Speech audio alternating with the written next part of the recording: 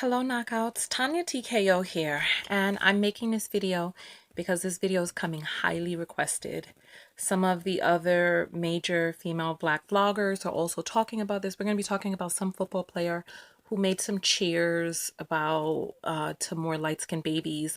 So let me play that for you all, okay? Cheers. Cheers to more light-skinned kids. Cheers to more light-skinned kids. Really, cheers to more light-skinned kids. Really, cheers to our... All right, and you know what? I guess because it's a short clip, let's play it again so that you can hear and see, or you can rewind. I don't care. I'll play it again.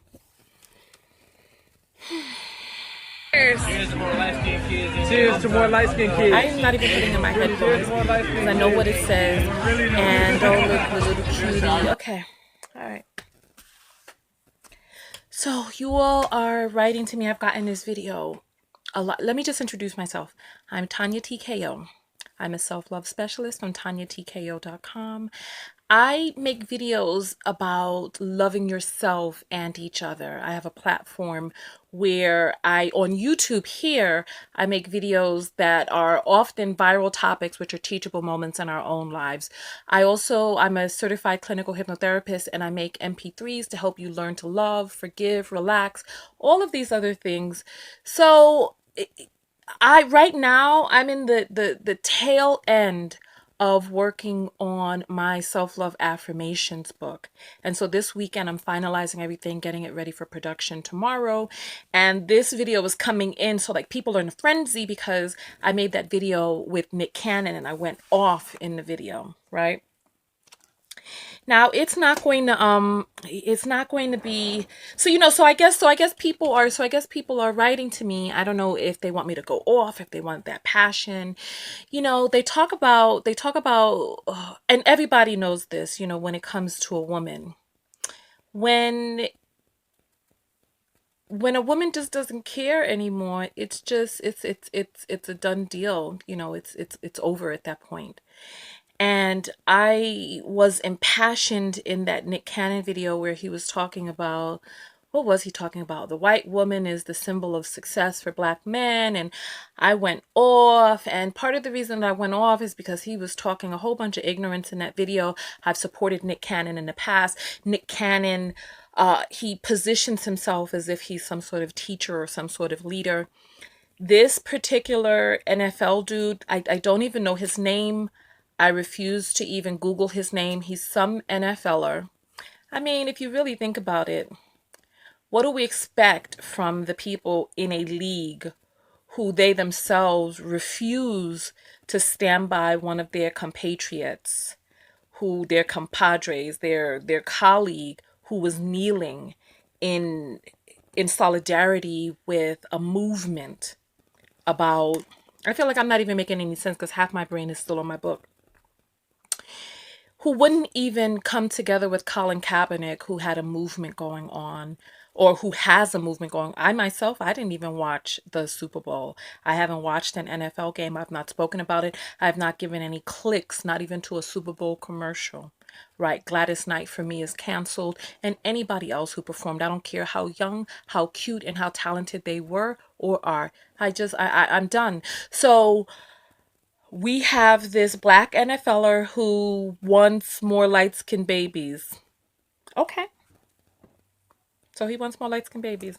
I feel like my light is all bright. Let me turn it down a little so you can see my melanin. All right. But the sun is going down, so it's extra bright.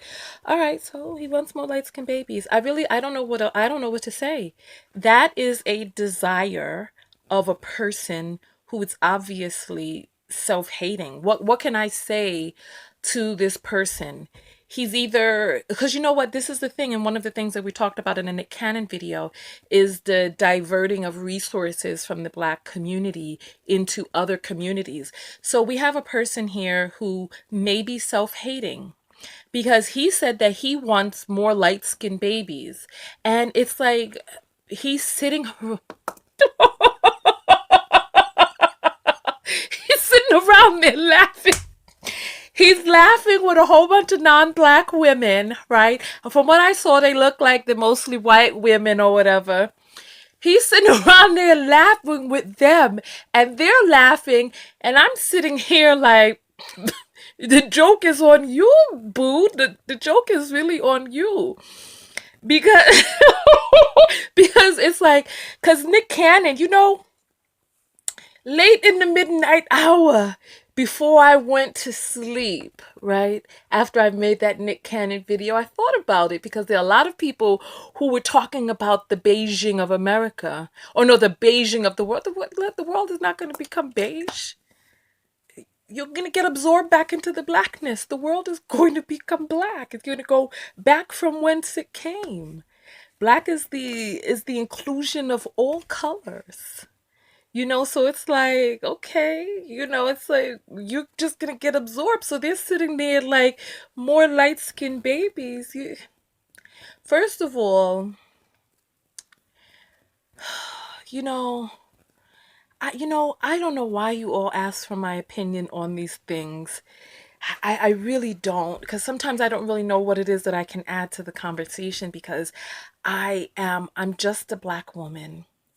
I'm not an expert on race relations, genotype, phenotypes, and all of this. I'm not an expert on that. My expertise is in evolutionary psychology, the psychology as we evolve as it relates to relationships and mating, etc. They're laughing. They're going to get absorbed back into the blackness. It's like white people are erasing themselves. They're not reproducing at a rate quick enough to keep up with deaths because they've gone around and they've created these religious tenets that talk about how bad sex and sexuality and all this other stuff, and they not bumping and grinding. You're gonna get absorbed back into the laugh. Like, you're getting absorbed back into the blackness. So both of these people, they're getting what it is that they want. For a person who, so like, okay, so like people like Nick Cannon who have this belief that white women are somehow, this symbol of success.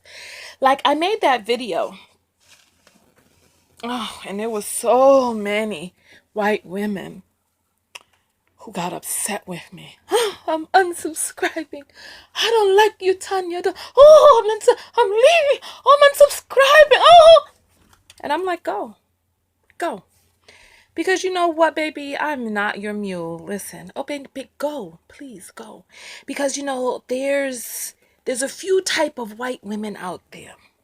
A few types of white women out there.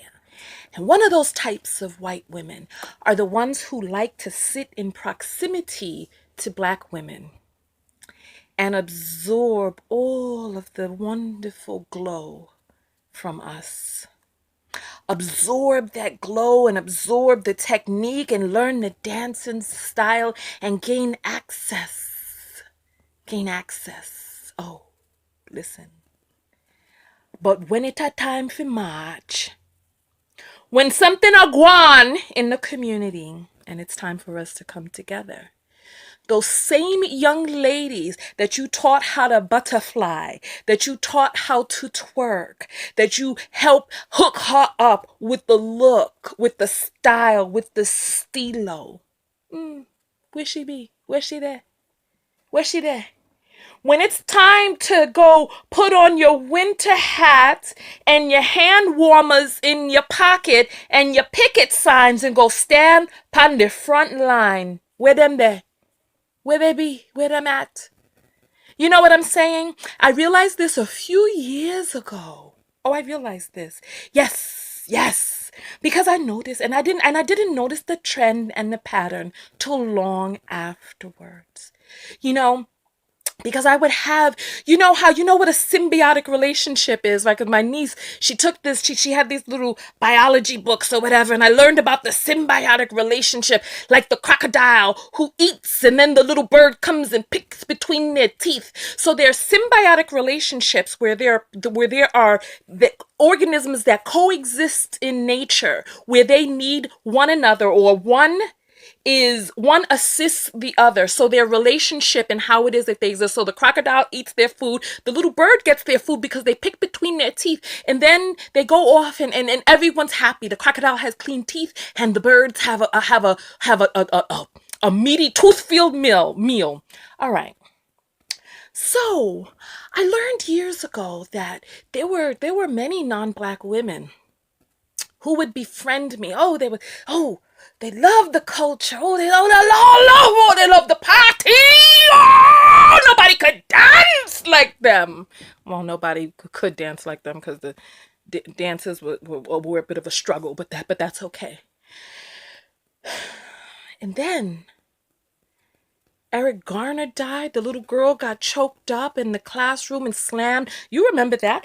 Guy pulled her, or white officer came and pulled the girl off of the chair, flung this little brown body across the classroom till she butt up against the wall down in the classroom.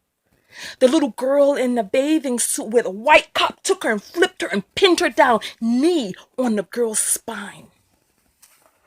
I look around on my Facebook page. All of these girls with their little symbiotic relationship, proximity to the blackness, to the black girl magic. Oh, where were they? Where were they? I looked around, I posted. No one came.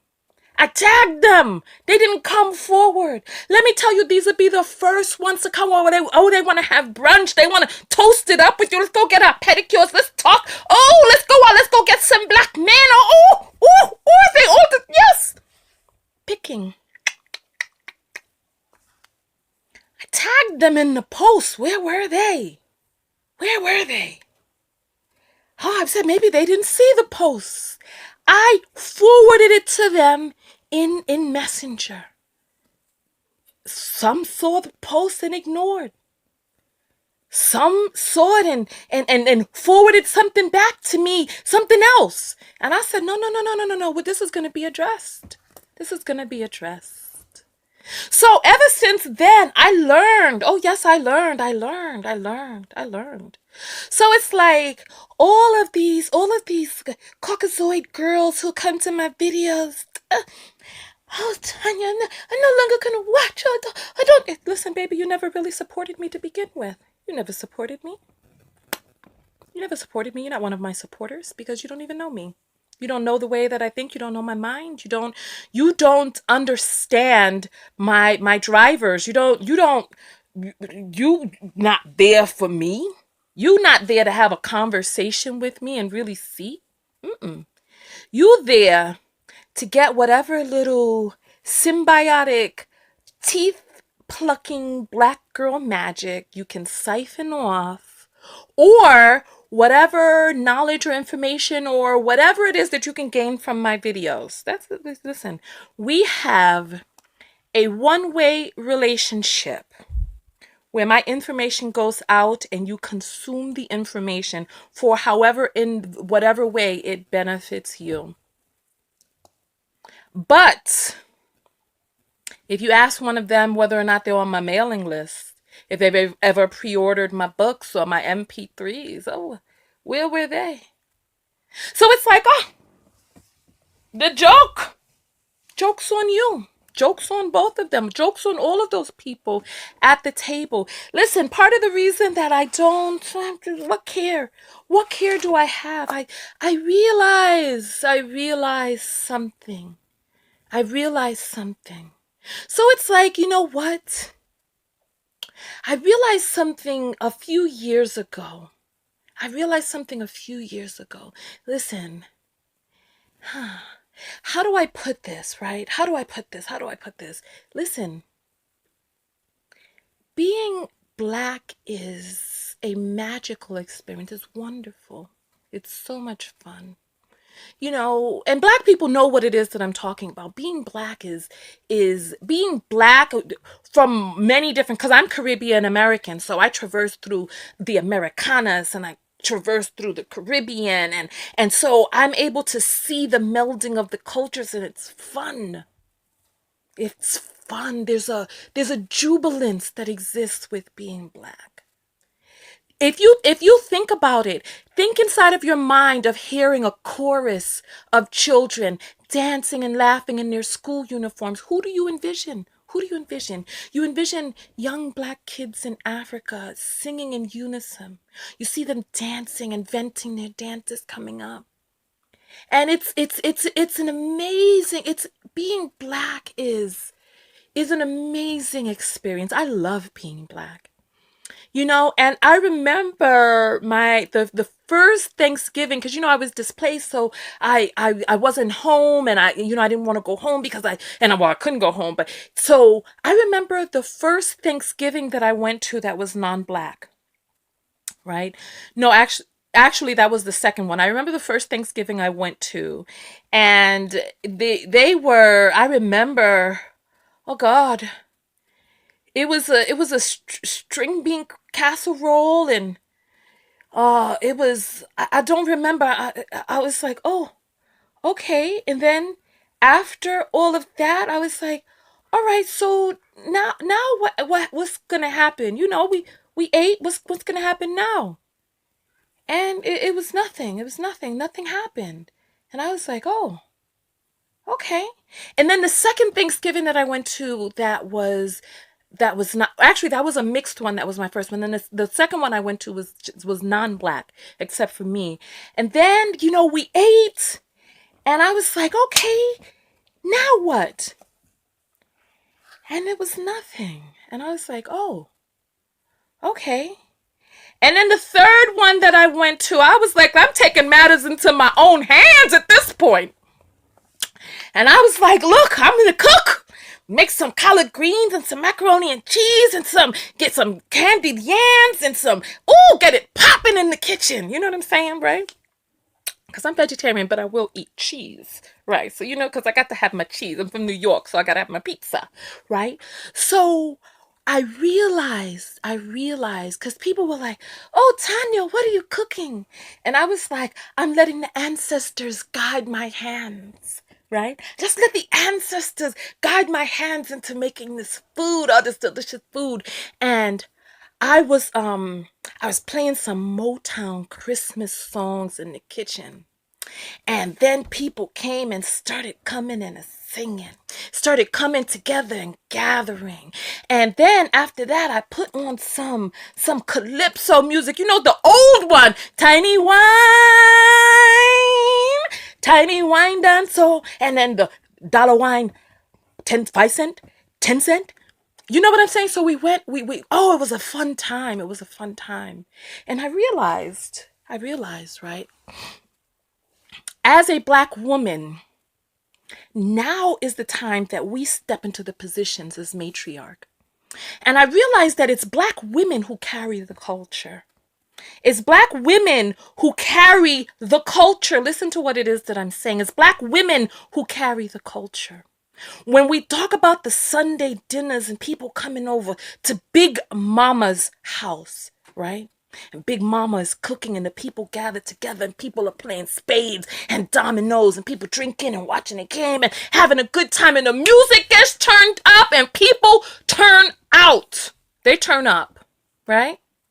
And it's black women who carry the recipes and who carry the customs and who carry the traditions. It's black women who carry that through. So woe be upon any woman out there who loves a black man but doesn't like black women. Woe be upon you. Because all of the wonderful things that you think that you're liking about this man are lacking when you cut the black woman out of the picture. So when you say, oh, Tonya, I do not like your videos, I'm going to go, I say, go. Go. Because if there's anybody who watched that Nick Cannon video, and if there's any white woman who watched that Nick Cannon video and they were insulted by what it is that I said and not by what it is that he said, he's basically talking about using you as a prop, an object for his own vision of what he considers to be success. And then we have these self-hating Negroes sitting around at the table talking about cheers to more light-skinned babies, and the white women, them a laugh. Them a laugh. They sit there cheering to their own demise. What are you cheering, Missy? You get his money. Yes. Yes, you get to get his money. Yes. And he gets to use you for your genetics, your DNA. Nothing that has anything to do with you as a person. He didn't cheer to, oh, here's to more marriages. Here's to more uplift. He didn't cheer to any of that. He only cheered to being able to, in his self-hating, self-loathing way, to be able to get some Caucasoid DNA for his offsprings. He didn't talk about family. He talked about DNA for his offspring. And I'm like, okay, listen, you know, when I made that video about that guy, I forget his name, because, I don't hold on to those things. I just let it go like water. Like water draining through your hair in the shower, and then down the drain. When I made that video, there was a Caucasoid girl who wrote to me, and she was like, maybe if you changed your attitude, you would get more black men. Listen, oh baby, I don't have any problem with getting black men. Look at me. First of all, I'm beautiful. Inside and out. I'm powerful. Inside and out. And I'm amazing. Listen, I am magnificent. Honey, I'm a force. Oh baby, I am a force to be reckoned with. I have no problem getting black men. None. And I wondered, where is it that she got this idea? Somebody been pumping some nonsense into her head. And so I think to myself, I'm getting a call in. Let me try to cancel that. So I think to myself, who is it that empowered this woman to come out here and feel that there's something? Listen, I told you the story already about this girl who was so convinced that she was better than black women, that she felt that she could take my man simply on the strength of her being racially ambiguous or Caucasoidish. And so it's like these people, these self-loathing people with penises are going out there empowering these women to think that they're better than black women. So that when a man says, oh yes, a white woman is a symbol of my success, so that she's not insulted by being objectified. She's insulted by me. Oh, shut your mouth, black woman. I'm not going to give you my support. And oh, thank goodness I'm on YouTube. Because I can only imagine if I were on TV and I had sponsors, how their little Twitter fingers would go to typing, trying to get my sponsors taken away. But thank goodness where it is that I make my money is not from them. Because then I'd have to kowtow and tiptoe. And I wouldn't be able to speak how it is that I truly feel. Listen, I don't need any tooth pickers sitting around me hoping to be able to gather the plaque from between my teeth to feed them. I don't need people like that. If you're not really down for the cause, you cannot truly love black men without loving the women who birthed them. You can't. So don't talk to me about that. You can't. You can't. And then I say the joke is on both of them. The joke is on both of them, because when it all comes down to it, when you cut the black woman out of the picture, listen, if you get with a black man who does not have a good relationship with black women, you do not get the bounty. You do not get the benefit and the bounty of being black in that relationship. All you get is the DNA. That's it. You get a little bit of melanin for your kids, which 1 or 2 generations is gone. 1 or 2 generations is absorbed back into the blackness. If they go back into the blackness, you're absorbed. They say once you go black, you never go back. Once that child goes back into the blackness, your whiteness is gone. It's gone. So it's like, you don't get all of the wonderfulness that exists. You just get a black man, I was going to say, in your bland household. That's what I was going to say. One of the things is I commented on my video about how white people they don't really have fun. Their families are just not very close. They don't really have fun. And somebody corrected me. They were like, well, you know what? I come from a redneck background, and yes, we would play the banjo, we would have fun. And I remember, yes, the year that I spent displaced, and I spent, I spent 2 weeks on a trailer park. It's a whole other world there. So there's a subsection of white America that, yes, they do have fun. Rednecks, they have fun. They're playing music, they're having fun, they have their cookouts, they go mud slinging and fishing, and they all of that. They're having fun. But once you start traversing into middle class and above, the fun just drains out because you're too proper. Then you have to be classy. Classy is not fun. Fun is free, and fun is creative, and fun is raunchy, and fun is, I wish I had made a whole different video about this, because I'm going to say this and I'm going to get out of the video. There were so many people who love New Orleans. Oh, how they love the French Quarters. Oh, that's too New York, Quarters. How they love the French Quarters. They loved the marching band and they loved the music. And then when Katrina hit, people said, oh, this is my opportunity. My opportunity to buy property down in New Orleans so I could be a part, so I can be this symbiotic picking the little bits of the culture that I can. Let me go dive into it, right? But what they didn't know, right, is that when Katrina displaced the Black people, you don't get the benefit of the beautiful, bountiful parts of the Black culture when the Black people are not there. So when you gentrified New Orleans, you lost all of the spice and the wonderfulness for which it is that you wanted to be a part of, first symbiotically in the first place. Listen to what it is that I'm saying.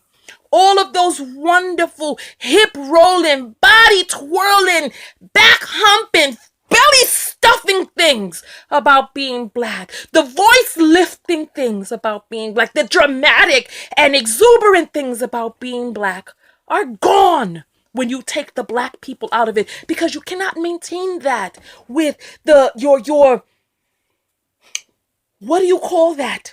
What do you call a thing that just twirling around in space? Searching for something to bump against. You don't get that from your dislodged twirling in space culture. You don't get that. You no longer get it anymore. So, go ahead and toast. You think these people are having fun? They're not having no fun. There's no fun. And then you listen, many of you Black women already know what it is. You know what it is. Once they go and they sow their DNA and they get their symbol of success, they miss the Unos and they miss the spades and they miss Big Mama's cooking and they miss the whirling, twirling, belly fulling, voice lifting, exuberant good time with being Black. And then they come crawling into your inbox once they done depleted and are using their resources in another community. I get it all too often and I shut it down. Listen, no, nothing no go so over here. So I feel like I've talked for a long time about something that I really felt like I didn't have an opinion on. So cheers, have your light-skinned kids, white women who are not down for the cause and who are not interested in having a communication. Because you know what? I find it really interesting. Right? I find it really interesting. So it's like, okay. Yes, you love Black people so much that you don't really want to get into a real conversation with Black people about the Blackness, about maintaining the beautiful, back-humping, belly-fulling, voice-lifting, exuberant good time about being Black. You don't want to talk about how to preserve that. You want to talk about how to get some cheap real estate down in Puerto Rico. You want to talk about how to get some cheap real estate down in the French Quarters, down in New Orleans. displacing the people with the horns and the marching bands, and then wonder why there's no song. Wonder why there's no music. You want to talk about how to get some cheap land in the Caribbean. Best land on the beaches, and then wonder why. Where's the carnival? Where's the culture time? Where is all of that? Then what do you have? You could have stayed on the beach in your own place. But if you want the beautiful things that come along, the booty humping, belly fulling, voice lifting, good time that comes along with being black. If you want to talk about how we can be able to integrate cultures so that we can honor people's cultures, so that we can honor, listen, you know what? I said I was going to get out of here. It's 30 minutes after. We've been talking for 30. I'm out of here. I just wanted to say a short little something. So I hope that the people who asked me and kept asking me to make this video, I hope that this is what it is that you wanted. You wanted my opinion. Here it is. And so on that note, I'm going to get out of here. For those of you, listen, support me. Come to my website, buy my hypnotic MP3s, pre-order my books, get yourself a t-shirt on the links down below. All of the links are in the description of the video.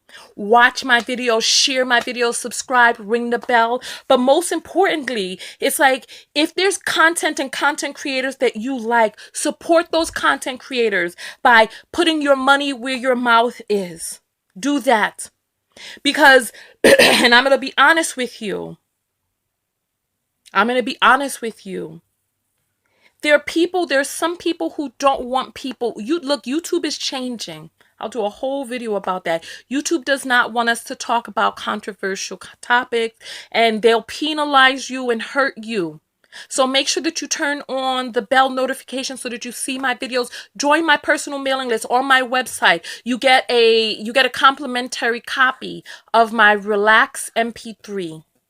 I also have an MP3 for stress release, and I'm doing one on forgiveness today. So support me. Join my mailing list. I send out messages about when the videos are up, etc., etc. So on that note, I'm gonna get out of here. Thank you for sending me this video. I don't really know what else to say, and I'm just gonna go. And to all those who are offended by what it is that I say, I will say this. Listen, I stand 100% behind everything that I've ever said in any of my videos spanning back 11 years. I stand behind because I know myself and I trust myself. And everything that I say comes from a level-headed place. People talking about, oh, the hate and negativity. Show me one place that I've ever hated on anyone. You can't. When I did that Nick Cannon video, where was the lie? You won't. Anyway, so I'm out of here. TonyaTko, and I'm out. Peace. Go out there and love one another, but most importantly, love yourself. And loving yourself, listen, there's nothing wrong with loving your blonde, straight hair, loving your pointy nose. There's nothing wrong with loving your deep, dark brown skin, your full lips. There's nothing wrong with loving the way that you look.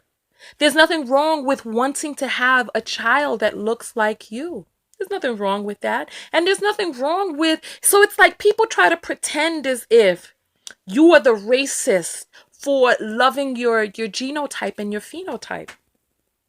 No, racism is something completely different. Racism is when you stretch outside of yourself to subjugate, harm, and hold back another person based on their race. Loving yourself does not hold anyone back. I'm out of here. TonyaTko, peace.